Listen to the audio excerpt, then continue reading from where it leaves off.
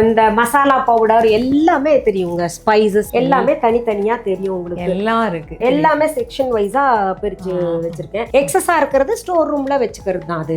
அப்படி எனக்கு விசிபிளா சிங்கிள் இதுல இருக்கணும் அப்படின்னு எதுக்கு எழுதியிருக்கேன்னா எனக்காக எழுதல, ஏன்னா எனக்கு எல்லா கிராசரிஸும் பார்த்த உடனே தெரியும். ஒரு சிலதுல எல்லாம் பாத்தீங்களா ரெண்டுமே எழுதிருக்கும், தமிழும் இருக்கும் இங்கிலீஷும் இருக்கும் பாத்தீங்களா. சில்லி பவுடர், மிளகாய் தூள். பிள்ளைங்களும் வந்து அது கத்துக்கிட்டோம், தமிழ்ல இது இங்கிலீஷ்லன்னா இது அப்படின்றது தெரிஞ்சுக்கிட்டோம் அப்படின்றதுக்காக ரெண்டு லாங்குவேஜ்ல எழுதிருப்போம் எல்லாமே.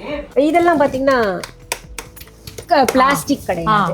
இது எல்லாமே நான் மெட்டீரியல்ஸ் வாங்கிட்டு கார்பெண்டர்ட்ட அளவு கொடுத்துக்கிட்டு எனக்கு இந்த சைஸ் வேணும், இங்க பாருங்க இங்க ஒரு சைஸ் இருக்கா, மேல ஒரு சைஸ் இருக்கா, இங்க ஒரு சைஸ் இருக்கா, இதெல்லாம் வாங்கி வச்சுட்டு பண்ணது.